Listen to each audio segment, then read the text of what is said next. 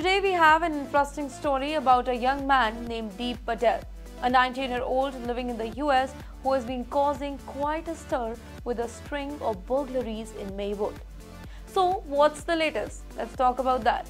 Well, a resident in Bergen County got the shock of her life on Tuesday, that's November 19, when she returned home thinking that her husband was in the bedroom. But instead of her husband, a stranger stepped out and then fled through the window. The intruder, as it turns out, was Deep Patel, who had allegedly broken into the apartment through an unlocked window. Now, when the Maywood police arrived, they immediately set up a perimeter and began searching the area. And in no time, detective found out that Patel was hiding near the garages of the apartment complex. So, what's interesting here is that this isn't Deep Patel's very first time getting into trouble. Just in past few months, he has been arrested 3 times in this same area. So, here's a quick look at his record. So, on October 15, he was arrested for stealing cash from library employee's pocketbook, but he was released. Then, just few days later, on October 18, he was charged with theft for stealing a bicycle, and again, he was released. On November 12, he faced charges for stealing a pocketbook at a Dollar Tree store. He was lodged in Bergen County jail at that particular time, but he was later released again.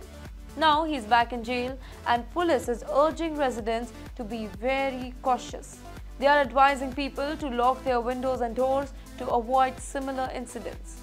Now, this case has raised concern in the Indian community in the United States, as instances like this does not just impact the individual but also can influence public perception.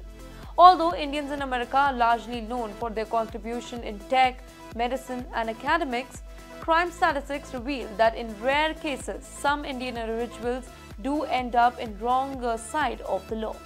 For example, recent studies show that while crime rates among Indian Americans are generally low, isolated cases of burglaries, fraud and theft have been noted, specifically among younger individuals struggling with socio-economic challenges. Now, it's important to remember, though, that these cases are exceptions, not the rule. Still, incidents like these remind us to stay very cautious and watch out for our community. We'll keep you updated as more details emerge about Deep Patel's case and how authorities handle it moving ahead.